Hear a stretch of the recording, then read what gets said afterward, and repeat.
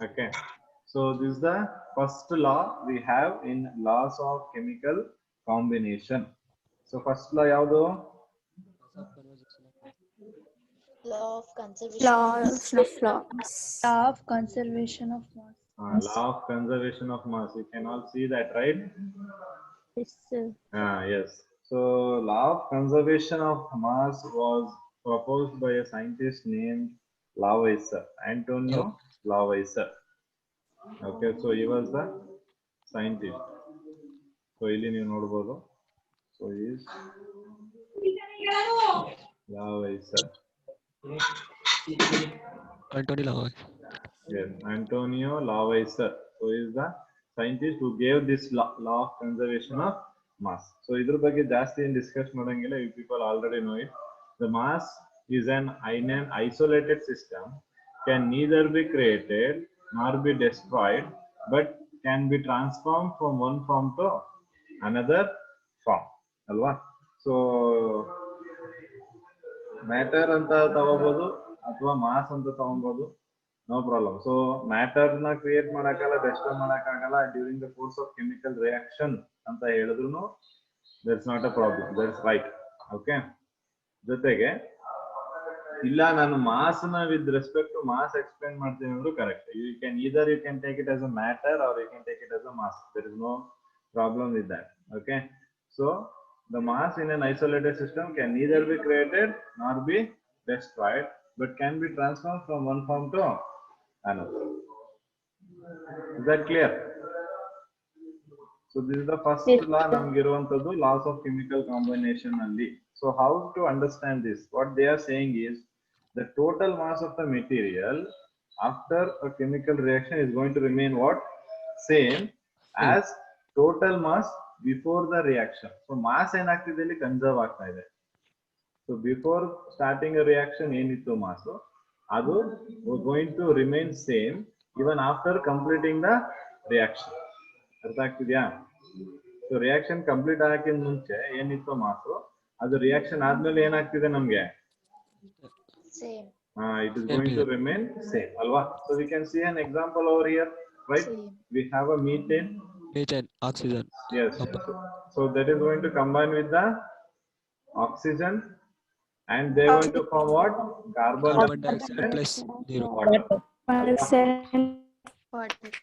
So ನಾನ್ ನಿಮ್ಗೆ molecular mass ಕಂಡುಹಿಡಿಯೋದು ಹೇಳ್ಕೊಟ್ಟಿದ್ದೆ ಅಲ್ವಾ? ಈಗ ಮೀಥೇನ್ ಅಂತ ತಗೊಂಡ್ರೆ ಕಾರ್ಬನ್ ಎಷ್ಟಿದೆ? ಒಂದು mass 16. Carbon mass I am asking. Sir, Carbon 12. Carbon 12. Hydrogen ಎಷ್ಟು ಮಾಸ್? 1. 1 into 4 ಅಲ್ವಾ? 4. ಅಲ್ವಾ? 4. So that is how much it will come? 16. Yes, 16 gram it will come. Okay, ಅದನ್ನ ಇಲ್ಲಿ ಬರ್ಕೊಂಡಿದ್ದಾರೆ 16 gram, right? Yes sir. So ಅದೇ ರೀತಿ ಇಲ್ಲೂ ಕೂಡ oxygen ಅದೇ ನೋಡಿ, ಒಂದು ಆಕ್ಸಿಜನ್ 16 ಗ್ರಾಮ್ ಅಂದ್ರೆ ಎರಡು ಆಕ್ಸಿಜನ್ ಎಷ್ಟಾಗುತ್ತೆ? 32. Okay. So now what we are going to do, this is on the reactant side. This to complete ಯಾವುದು? reactant. Yes, sir. So reactant the total mass ಎಷ್ಟು ಬರುತ್ತೆ? 80. 80. ಅಲ್ವಾ? ಸೊ ಟೋಟಲ್ ಮಾಸ್ 80 ಗ್ರಾಮ್ ಬಂತು. So ಅದೇ ರೀತಿ product side ಅಲ್ಲೂ ಏನಾಗ್ಬೇಕು ನಮ್ಗೆ? 80 ಗ್ರಾಮೇ ಬರಬೇಕು ಅಲ್ವಾ? So that is what actually. Okay, so ಹಾಗಾಗಿ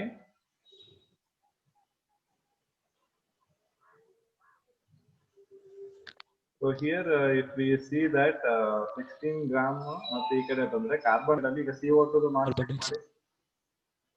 carbon is 16, 12. Right? No, sorry, 12. 12 sir. 12. Oxygen 16. 32. 32. So it will give us 44. 44. ಅಲ್ವಾ? 44. ಅದೇ ರೀತಿ ನೀವು ವಾಟರ್ ಕನ್ವರ್ಟ್ ಮಾಡಿದ್ರೆ ಅದು 18 into 2 moles ಇದೆ ಅಲ್ವಾ? So 2 moles of water 36. So 36 plus 46 give you 80 gram. 80 gram. So ಎರಡು ಏನಾಗ್ತಿದೆ? 80 ಬರ್ತಿದೆ. ಸೊ ಇಲ್ಲಿರುವಂತಹ total mass of the material before chemical reaction is going to be 80 gram. Then here the mass after chemical reaction is going to be 80 gram. So both the side ಏನಾಗ್ತಿದೆ ನಮ್ಗೆ ಅದು Same. Same ಆಗ್ತಾ ಇದೆ. ಅಲ್ವಾ? So that is what is law of It's a law. Conservation of mass. Conservation of Mass. mass. Yes, yes. Is that clear? Yes, Yes, sir. Yes. So ಅದೇ ರೀತಿ ಒಂದು example ನೀವ್ ಯಾವ್ದಾದ್ರು ಕೊಡ್ಬೋದಾ? ನಾಗೇಂದ್ರ ನೀನೇ ಕೊಡಪ್ಪ. Yes, sir.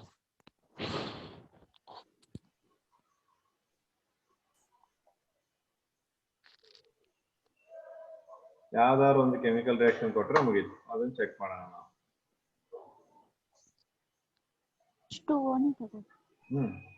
ಕೊಡಿ, Carbon dioxide. ಯಾವ್ದಾದ್ರು ಒಂದು ರಿಯಾಕ್ಷನ್ ಕೊಡಿ ನನಗೆ. Yes, sir. Sir, carbon plus oxygen. Gives what? Carbon? Oxygen. Carbon dioxide ಬರುತ್ತಾ? So this is 12 plus 32 Well, is 44 gram. Here also you are going to get how much? 44 gram. Yes. 44 So law of conservation mass illu satisfy ಆಗಿದೆ ನಮಗೆ? Yes. Okay. So ಇಲ್ಲೂ ಕೂಡ ನಮಗೆ law of conservation of mass ಏನಾಗಿದೆ? Satisfy ಆಗಿದೆ. Clear ಆಗಿದೆ ಅಲ್ವಾ? yes, sir. Okay, so ಎಲ್ರಿಗೂ ಅರ್ಥ ಆಗಿದೆ ಅನ್ಕೋತೀನಿ. Law of conservation of mass is very simple. Okay, good.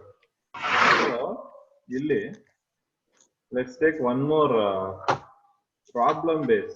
Okay, so ಹೇಗ್ ಪ್ರಾಬ್ಲಮ್ ಬರುತ್ತೆ ನಮ್ಗೆ ಇದರಲ್ಲಿ ಅನ್ನೋದನ್ನ ನಾವು ಚೆಕ್ ಮಾಡೋದಾದ್ರೆ, ಸೊ ಕ್ವಶನ್ ಏನಿದೆ, ಈ ಕ್ವಶನ್ ಎಲ್ಲರೂ ಬರ್ಕೋಬೇಕು. Okay, so you have to solve that with me. Okay, so ಏನ್ ಕ್ವಶನ್? 1.5 gram of ethane. ಎಷ್ಟಿದೆ? 1.5 gram of ethane on complete combustion. On complete combustion give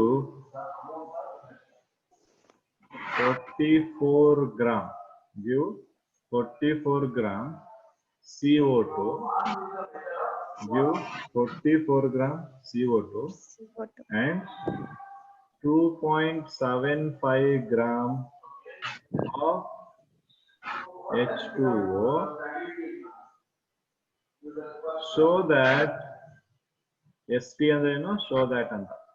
Show that reaction obeys. Show that reaction obeys law of conservation. Law of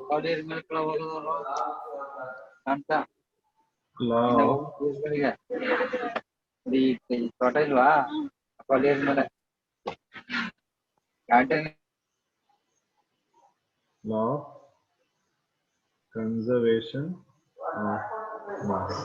So ಇದನ್ನ prove ಮಾಡ್ಬೇಕು ನಾವು. ಗೊತ್ತಾಯ್ತಾ? Question ಅರ್ಥ ಮಾಡ್ಕೊಳ್ಳಿ first. So question ಅಲ್ಲಿ ಏನಿದೆ?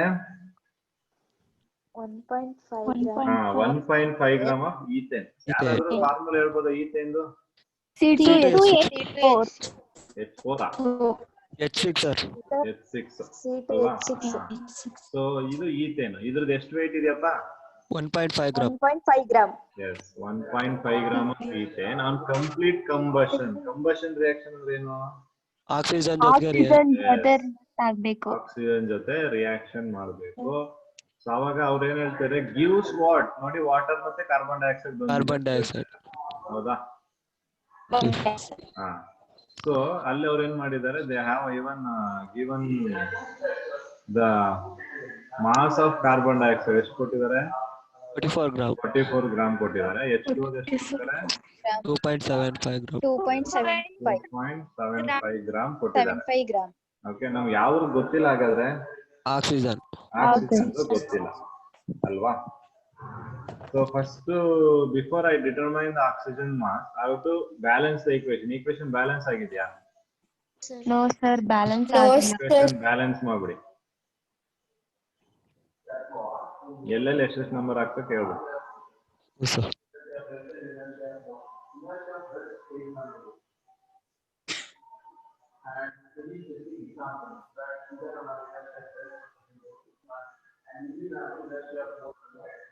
Sir ಇಲ್ಲಿ ಪ್ರಾಡಕ್ಟ್ ರಿಯಾಕ್ಟೆಂಟ್ ಕಡೆ ಆಕ್ಸಿಜನ್ ಇದೆಯಲ್ಲ ಅದಕ್ಕೆ 3 ಹಾಕಿ ಮತ್ತೆ ಪ್ರಾಡಕ್ಟ್ ಕಡೆ ಎರಡಕ್ಕೂ 2 ಹಾಕಿ. 2 ಸಿ ಬ್ಯಾಲೆನ್ಸ್ ಆಗಿದೆಯಾ? ಹಾ ಸರ್ ಇವಾಗ ಬ್ಯಾಲೆನ್ಸ್ ಆಗುತ್ತೆ. 3 to the 6, 2 to the 4, 2 oxygen. Okay. Balance ಆಗಿಲ್ಲ. ಆಗಿಲ್ಲ? ಹೈಡ್ರೋಜನ್ 2 ಇದೆಯಲ್ಲ ಹಾ ಹೈಡ್ರೋಜನ್ ಇಲ್ಲಿ 6 ಇದೆ. ಇಲ್ಲಿ 3 ಹಾಕ್ಬೇಕು. ಬ್ಯಾಲೆನ್ಸ್ ಆಗಿಲ್ಲ. ಪ್ರಾಡಕ್ಟ್ 6 ಸರ್ ಅಲ್ಲಿ 3 ಹಾಕ್ಬೇಕು. ಎಲ್ 3 ಹಾಕ್ತಾರೆ. ಈಗ ಬ್ಯಾಲೆನ್ಸ್ ಆಗಿದೆ ಚೆಕ್ ಮಾಡಿ. ಸರ್ ಬ್ಯಾಲೆನ್ಸ್ ಆಗಿದೆಯಾ? Sir S sir. Okay. So ಈಗ ಬ್ಯಾಲೆನ್ಸ್ ಮಾಡಿ ಆದ್ಮೇಲೆ ಸೊ ನೆಕ್ಸ್ಟ್ ಸ್ಟೆಪ್ ಏನಂತ ಹೇಳ್ತೀನಿ. So after balancing this equation, so ನಮ್ಗೆ ಈಗ ಆಕ್ಸಿಜನ್ ಎಷ್ಟು ಅಂತ ಗೊತ್ತಿಲ್ಲ. ಸೊ ಫಸ್ಟ್ ನಾವೇನ್ ಮಾಡ್ಬೇಕು, we have to get to know the values of oxygen. So values of oxygen ಗೊತ್ತಾಗ್ಬೇಕು ಅಂದ್ರೆ ಏನ್ ಮಾಡ್ಬೇಕು ನಾವು ಅಂದ್ರೆ, so I will tell you.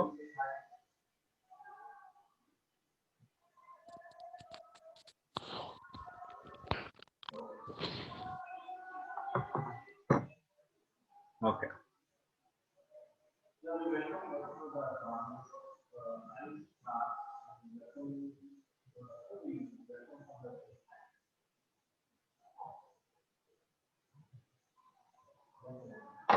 So now what I am going to do,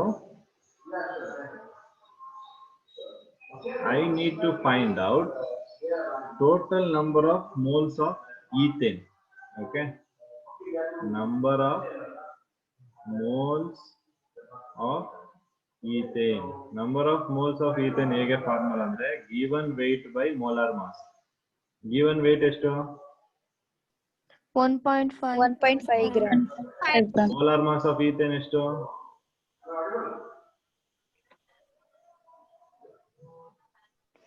molecular mass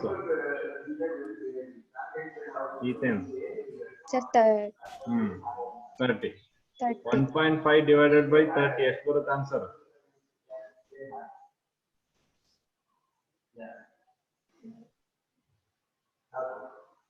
ನೀವು ಕ್ಯಾಲ್ಸಿ ಇಟ್ಕೊಂಡಿರುವ ಪಕ್ಕದಲ್ಲಿ ಸ್ವಲ್ಪ ಫಾಸ್ಟ್ ಆಗಿ ಮಾಡ್ಬೇಕು. ನೀವು ಕಾಲೇಜಿಗೆ ಬರ್ಬೇಕಾದ್ರೆ ಯಾವ to bring the calculator with you, it's mandatory. ಅದು ಯಾವ್ದು ಸೈಂಟಿಫಿಕ್ ಅಲ್ಲ, ನಾರ್ಮಲ್ ಆರ್ಡಿನರಿ ಕ್ಯಾಲ್ಕುಲೇಟರ್ ನ ನೀವು ಇಟ್ಕೊಂಡಿರ್ಬೇಕು ಬ್ಯಾಗ್ ಅಲ್ಲಿ. Remember that. 0.05 0.05 ಮೋಲ್ಸ್. ಓಕೆನಾ? ಅರ್ಥ ಆಗ್ತಿದ್ಯಾ? ಇದು ನೆನ್ಪಿಟ್ಕೋಬೇಕು. ಓಕೆ. ಸೊ ಈಗ ಇಲ್ಲಿ ಎಷ್ಟು ಮೋಲ್ಸ್ ಇದೆ ಹೇಳ್ತೀರಾ ನಮ್ಗೆ? ಎಷ್ಟು ಮೋಲ್ಸ್ ಆಫ್ C2H6 ಇದೆ ಇಲ್ಲಿ? ಕಾಣಿಸ್ತಿದೆ ಅಲ್ಲ ನೋಡಿ. 0.1 ಅಲ್ಲ, 2 ಮೋಲ್ಸ್ ಇದೆ 2 ಅಲ್ವಾ? ಕ್ಲಿಯರ್ ಆಗ್ತಿದ್ಯಾ? ನಾನು ಹೇಳೋದು ಅರ್ಥ ಮಾಡ್ಕೊಳ್ಳಿ. ಇದು ನಾವು number of moles of ethane ಕಂಡು ಹಿಡಿದಿದ್ದೀವಿ, ಆಯ್ತಾ? ಬಟ್ ನಮ್ಮ ಹತ್ರ ಇರೋದೆಷ್ಟು? 2 ಮೋಲ್ಸ್. 2 ಮೋಲ್ಸ್ ಆಫ್ ಈಥೇನ್ ಎಷ್ಟು ಮೋಲ್ ಆಫ್ ಆಕ್ಸಿಜನ್ ಜೊತೆ ರಿಯಾಕ್ಟ್ ಆಗ್ತಿದೆ? 7 moles of oxygen of oxygen ಜೊತೆ ಅಲ್ವಾ? ನಾನು ಅದು ಹಿಂಗ್ ಬರ್ಕೋತೀನಿ. 2 moles of 7 mole of C2H6 is reacts with 7 mole of oxygen. ಕ್ಲಿಯರಾ?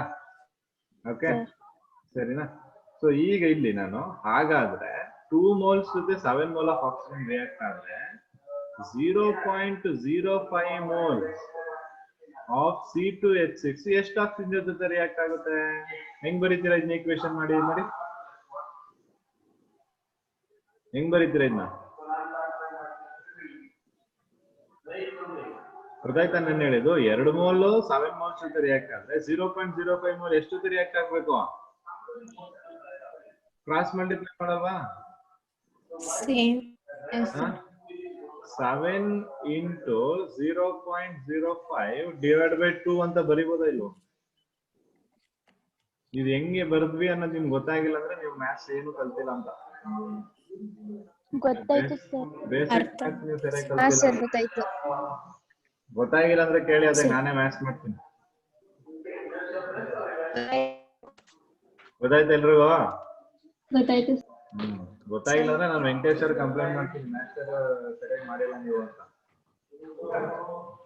ಮಾಡ್ಬೇಕಾ ಕಂಪ್ಲೇಂಟ್? ಬೇಡಿ ಸರ್. ಬೇಡ. ಓಕೆ, ಸರಿ. ಅಲ್ಲಿಗೆ ಈಗ ಆನ್ಸರ್ ಎಷ್ಟು ಹೇಳಿ ಮತ್ತೆ? 0.175. 0.175 ಬಂತಾ? S sir. ಓಕೆ, ಅಂದ್ರೆ ಆಕ್ಸಿಜನ್ ಎಷ್ಟು ಬಂತ ಹಾಗಾರೆ? 0.175 ಮೋಲ್ ಬಂತಾ? ನಮ್ಗೆ ಇಲ್ಲಿ ಏನ್ ಬೇಕು? ನಮ್ಗೆ ಮೋಲ್ಸ್ ಬೇಕಾ ಗ್ರಾಮ್ ಬೇಕಾ? ಗ್ರಾಮ್. ಗ್ರಾಮ್ ಬೇಕು ಅಲ್ವಾ? ಸರ್. ಅಂದ್ರೆ ಮಾಸ್ ಆಫ್ ಆಕ್ಸಿಜನ್ ಬೇಕಲ್ವಾ? ಹೌದಾ ಇಲ್ವಾ? ಅಂದ್ರೆ ಇಲ್ಲಿ ಏನ್ ಮಾಡಿದಾರೆ ನೋಡಿ, ಇದೇ ಪ್ರಾಬ್ಲಮ್ ನೋಡಿ. Number of moles of oxygen ಕೊಟ್ಟಿದಾರ ಎಷ್ಟು? Number of moles of oxygen 0. ಅಲ್ವಾ? 0.175. ಕ್ಲಿಯರಾ? Yes sir. ವೆಯ್ಟ್ ಗೊತ್ತಿದೆಯಾ ಎಷ್ಟು ಅಂತ? ಹಾ ಸರ್, 1.5. ಎಲ್ಲ ಇದೆ ಇದ್ರದ್ದು ಆಕ್ಸಿಜನ್ ವೆಯ್ಟ್ ಕೇಳ್ತಿರೋದು ನಾನು. ಇಲ್ಲ ಸರ್. ಆಕ್ಸಿಜನ್ Oxygen ಗೊತ್ತಿಲ್ಲ. ಇಲ್ಲ what is the sir. Molecular mass of oxygen here? 32 na? Yes, 32. Then what is W then? W is equal to how much ಹೇಳಿ? T2 into 0.17. How much is W? 5.6. 5.6 gram ಬರೀದೋದಾ? 6. ನಾನು ಇಲ್ಲಿ ಬರ್ಕೊಳ್ಳ ಹಾಗಾದ್ರೆ 5.6 gram ಇದು ಅಂತ Yes, sir. ಬರೀಬೋದಾ ಇಲ್ವಾ? Bari. ಸಾರಿ, ಇಲ್ಲೊಂದು small mistake ಆಗಿದೆ. ಇದು 44 ಗ್ರಾಮ್ ಅಲ್ಲ, 4.4 ಗ್ರಾಮ್ ಮಾಡ್ತೀವಿ. CO2 44 ಗ್ರಾಮ್ ಅಲ್ಲ, ಅವ್ರು ಕೊಟ್ಟಿರೋದು ಎಷ್ಟು ನಮ್ಗೆ? 4.4 ಗ್ರಾಮ್. ಎಸ್. ನಿಸರ್ಗ ನೋಟೇಶನ್ ಆಗ್ತಿದೆ, ಸ್ಕ್ರೀನ್ ಮೇಲೆ ಕೈಗೀಚ್ಬೇಡಿ. ಗೊತ್ತಾಯ್ತಾ ಈಗ? ಕ್ಲಿಯರ್ ಆಯ್ತಾ? ಇದು ಹೆಂಗ್ 5.6 ಹೆಂಗ್ ಬಂದ್ ಗೊತ್ತಾಯ್ತಾ? ಇವಾಗ ಲಾ ಆಫ್ ಕನ್ಸರ್ವೇಷನ್ ಸ್ಯಾಟಿಸ್ಫೈ ಆಗಿದೆ ಅನ್ನೋದಕ್ಕೆ ಏನ್ ಮಾಡ್ತೀರಾ ನೀವು? ಎರಡನ್ನು ಆಡ್ ಮಾಡ್ಬೇಕು. ಮಾಡಿ ನೋಡಿ, ಎರಡು ಕಡೆ ಸೇಮ್ ಮಾಸ್ ಬರುತ್ತಾ ನೋಡಿ.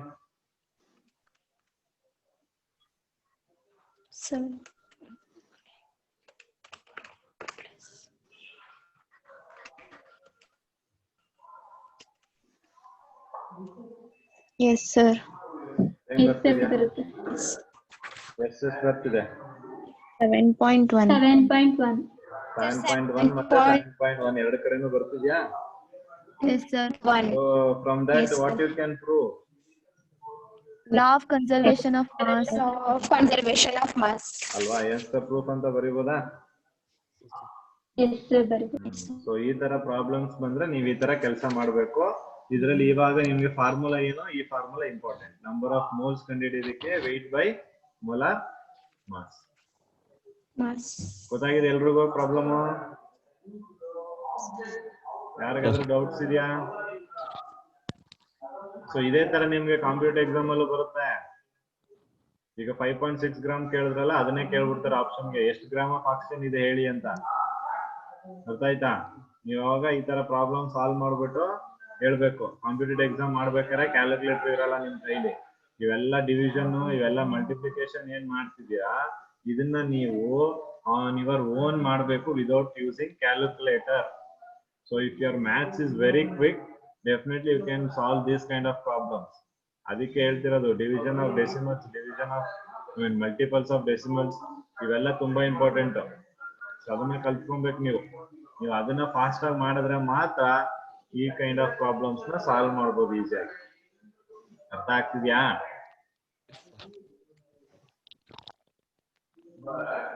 Okay, I will clear this now. So law of conservation mass ಎಲ್ರಿಗೂ ಕ್ಲಿಯರ್ ಆಗಿದೆ ಅನ್ಕೋತೀನಿ.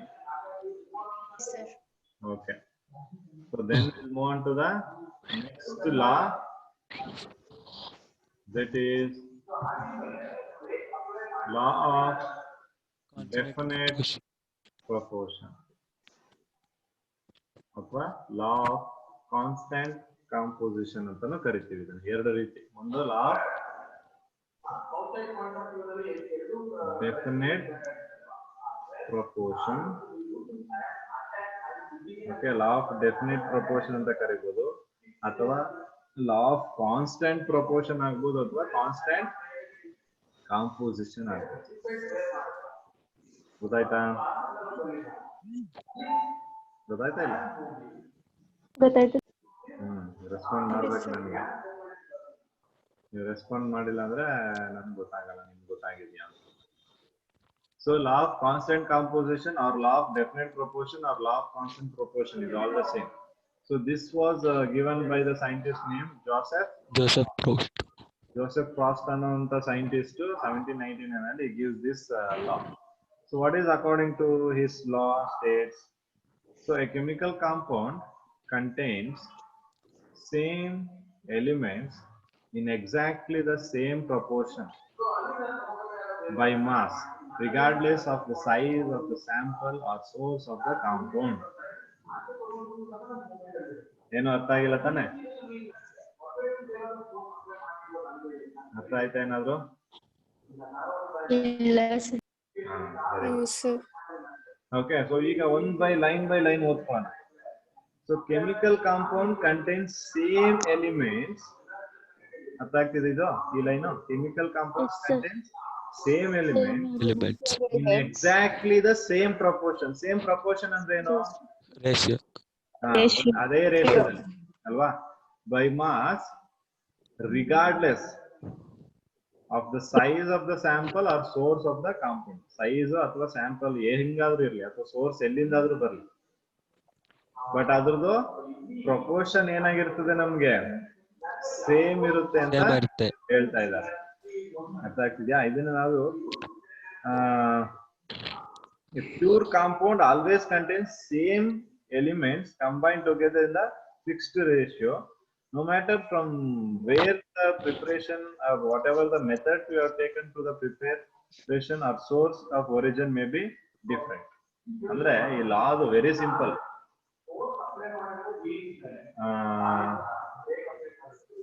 HD ಕೋಟೆಯಲ್ಲಿ ಆನೆ ಇದೆ ಅಂದ್ರೆ ಸರ್ಗೂರ್ಗೆ ಆನೆ ಬಂದಾಗ ಏನಾಗುತ್ತೆ? ಸಿಂಹ ಆಗುತ್ತಾ?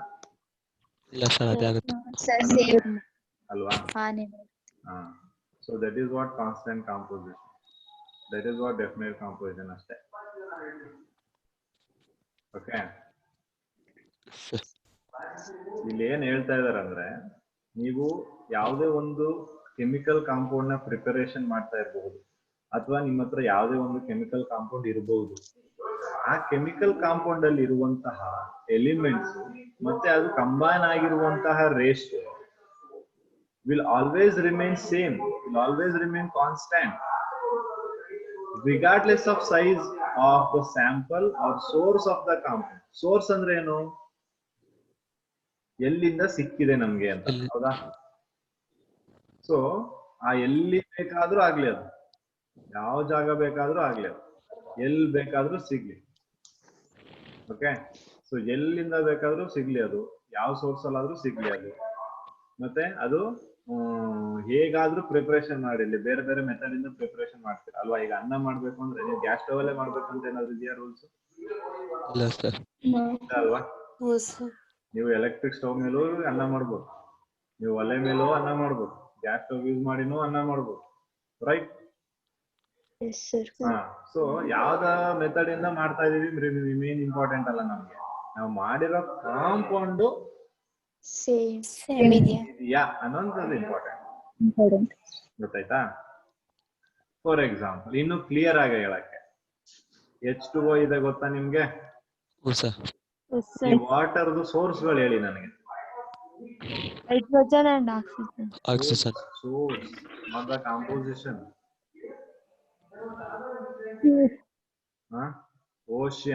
ಓಷನ್ ಅಲ್ಲಿ ಇದೆಯಾ? ರಿವರ್ ಅಲ್ಲಿ ಇದೆಯಾ? Lake, well,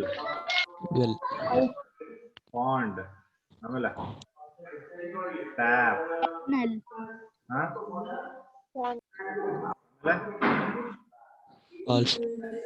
ಇನ್ಯಾವುದು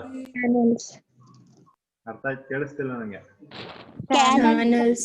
channels. ಓಕೆ, ಆಮೇಲೆ dams dam. Yes, Also. I will take it as a reservoir. ಆಮೇಲೆ Falls. Also. Falls. ಇದಿಷ್ಟು ಸೋರ್ಸ್ ಹೇಳ್ತಿದ್ದೀರಲ್ವಾ, ಇದಿಷ್ಟು ಸೋರ್ಸ್ ಅಲ್ಲಿ ನಿಮ್ಗೆ H2O ಇರುತ್ತಾ, ಇಲ್ಲ H2O2 ಇಲ್ಲ H3O3 ಆತರ ಏನಾದ್ರು ಇರುತ್ತಾ? H2O H2O ಇರುತ್ತೆ H2O ಇರುತ್ತೆ ತಾನೆ? ಸೋರ್ಸ್ ಬೇರೆ ಬೇರೆ ತಾನೆ? ಸೋರ್ಸ್ ಬೇರೆ ಆಯ್ತು ಅಂತ ತಕ್ಷಣ ನಿಮ್ಗೆ ಇರುವಂತ ಕಾಂಪೌಂಡ್ಸ್ ಬೇರೆ ಆಗ್ತಿದ್ಯಾ? ಕಾಂಪೌಂಡ್ ಇಸ್ ರಿಮೈನಿಂಗ್ ಸೇಮ್ ಅಲ್ವಾ? ಸೊ ಅದನ್ನ ನಾವೇನಂತ ಕರಿತೀವಿ? Law of constant composition. ಅದನ್ನ ಹೇಳಿದ್ದು ಕಾನ್ಸ್ಟಂಟ್ ಕಾಂಪೋಸಿಷನ್. ಹೈಡ್ರೋಜನ್ ಎರಡೇ, ಆಕ್ಸಿಜನ್ ಒಂದೇ. ನೀವ್ ಎಲ್ಲಿಂದ ಬೇಕಾದ್ರೂ ವಾಟರ್ ಎತ್ಕೋಬೇಕು. ಹೌದಾಯ್ತಾ? If you are able to prove this law false, ನೀವೇನಾದ್ರೂ ಸಮುದ್ರನೋ ರಿವರೋ ಲೇಕ್ ಇಂದನೋ ಸರ್ ನನಗೆ 2 ಹೆಚ್ಚು 1 ಆಕ್ಸಿಜನ್ ಸಿಗ್ತಾ ಇಲ್ಲ, ಇಲ್ಲಿ 4 ಹೆಚ್ಚು 4 ಆಕ್ಸಿಜನ್ ಸಿಗ್ತಾ ಇದೆ ಅಂತ ಏನಾದ್ರೂ ನೀವು ಪ್ರೂವ್ ಮಾಡಿದ್ರೆ you will get Nobel award. Okay, so ಆತರ ಏನಾದ್ರು ನಿಮ್ ಕೈಲಿ ಮಾಡ್ಲಿಕ್ಕಾದ್ರೆ ಖಂಡಿತ ಮಾಡಿ ನೋಬೆಲ್ ಅವಾರ್ಡ್ ತಗೊಳ್ಳಿ. ಸೊ ಆಮೇಲೆ ಗುರುದಕ್ಷಿಣೆ ಅಂತ ಕೊಡ್ಬೇಕು. ಸೊ ಹಾಗಾಗಿ ನನಗೆ ಸ್ವಲ್ಪ ಶೇರ್ ಇರುತ್ತೆ ಅದು. ಯಾಕಂದ್ರೆ ನಾನ್ ತಾನೇ ಐಡಿಯಾ ಕೊಡ್ತಾ ಇರೋದು ನಿಮ್ಗೆ. So try and make your life settle and make my life. ನನ್ಗೆ ಇಲ್ಲಪ್ಪ, ನನ್ಗೆ ನನ್ ಶಿಷ್ಯರು ಬೆಳಿಬೇಕು ಅಂತ ಆಸೆ. I am not so selfish. ಬೆಳಿದೇವ್ ಬಿಡಿ ಸರ್. ಓಕೆ, ಸೊ ಇದೇ ಆಫರ್ ನಾನು ನಿಮ್ಮ ಸೀನಿಯರ್ಸ್ಗೂ ಕೊಟ್ಟಿದ್ದೆ, ಅವ್ರು ಯಾರು ಟ್ರೈ ಮಾಡಿಲ್ಲ. ಸೊ ನೀವಾದ್ರೂ ಟ್ರೈ ಮಾಡಿ. ಓಕೆ, ಸೊ ಈಗ ಅರ್ಥ ಆಯ್ತಾ law of constant? Yes sir. ಇನ್ಯಾರಿಗಾದ್ರೂ ಡೌಟ್ ಇದೆಯಾ ಲಾ ಆಫ್ ಕಾನ್ಸ್ಟಂಟ್ ಕಾಂಪೋಸಿಷನ್ ಮೇಲೆ? Doubt ಇಲ್ಲಲ್ವಾ?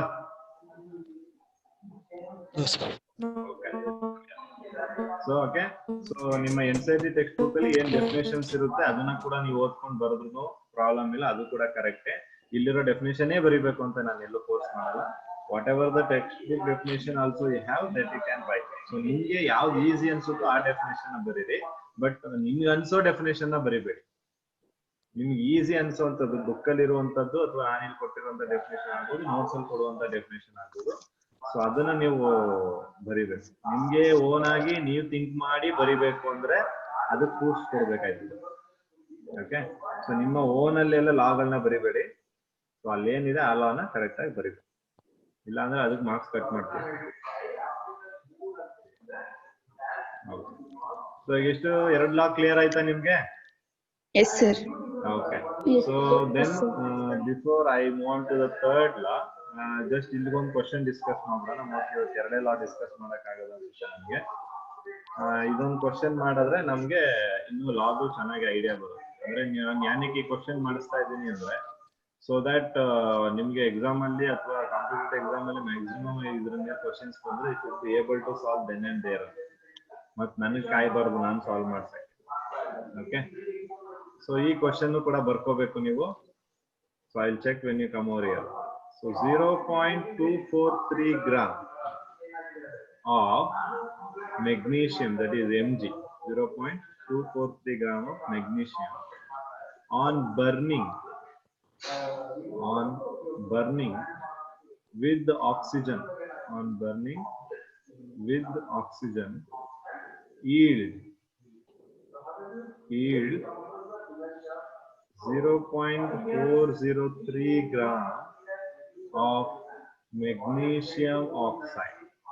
Okay, so this data is based on experiment 1, first experiment made.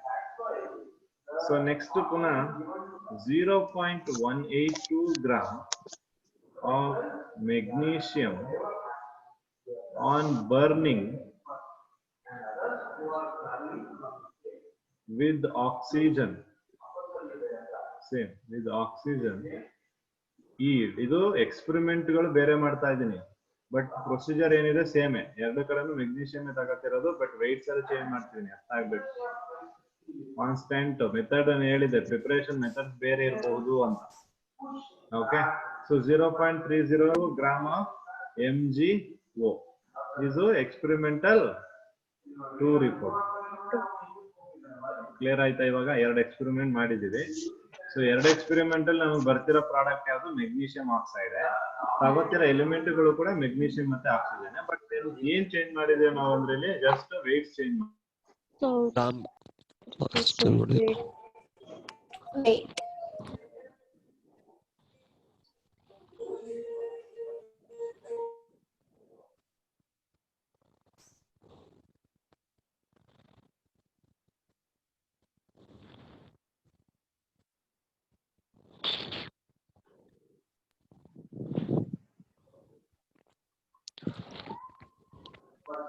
Okay, so ಈಗ ನಾವು ಅಬ್ಸರ್ವ್ ಮಾಡೋಣ. ಈಗ ಇದಕ್ಕೊಂದು ಟ್ಯಾಬ್ಲರ್ ಕಾಲಮ್ ಬರ್ಕೊಂಡ್ಬಿಡೋಣ. ಸೊ ಎಕ್ಸ್ಪೆರಿಮೆಂಟ್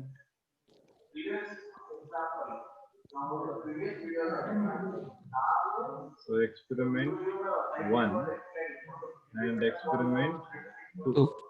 ಓಕೆನಾ? ಸೊ 2 ಎಕ್ಸ್ಪೆರಿಮೆಂಟ್ ಅಲ್ಲಿ ಮೆಗ್ನೀಷಿಯಂ ಇತ್ತು, ಆಕ್ಸಿಜನ್ ಇತ್ತು, ಮತ್ತೆ ಏನ್ ಫಾರ್ಮೇಶನ್ ಆಗಿತ್ತು? Magnesium oxide. Magnesium oxide formation ಆಗಿತ್ತು ಅಲ್ವಾ? ಓಕೆ, ಸೊ ಈಗ ಬರ್ಕೊಳ್ಳೋಣ. ಡೇಟಾಸ್ ಏನೇನಿದೆ ಅದು ಬರ್ಕೊಳ್ಳೋಣ. ಫಸ್ಟ್ ಅಲ್ಲಿ ಎಕ್ಸ್ಪೆರಿಮೆಂಟ್ ಎಷ್ಟಿತ್ತು? ಮೆಗ್ನೀಷಿಯಂ 0.243.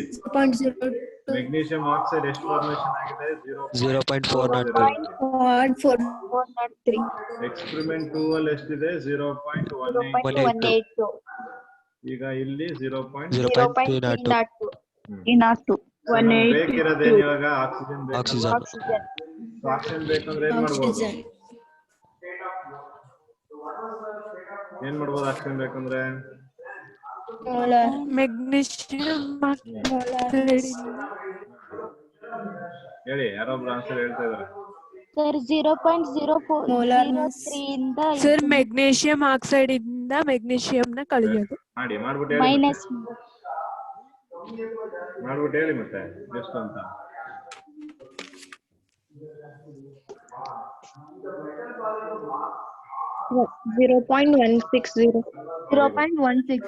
Here. Fast.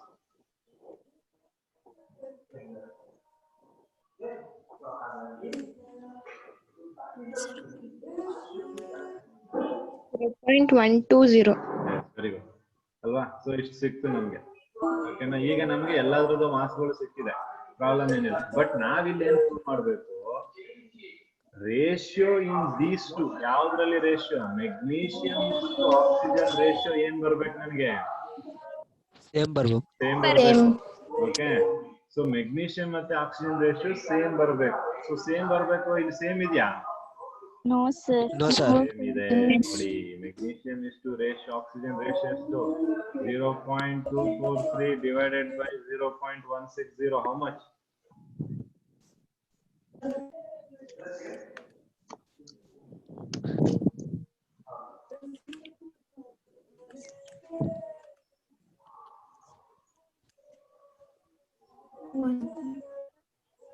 ಹೇಳಿ. 1.5. Next ratio. Next ratio same bantandre ನಿಮ್ಮ ಆನ್ಸರ್ ಕರೆಕ್ಟ್.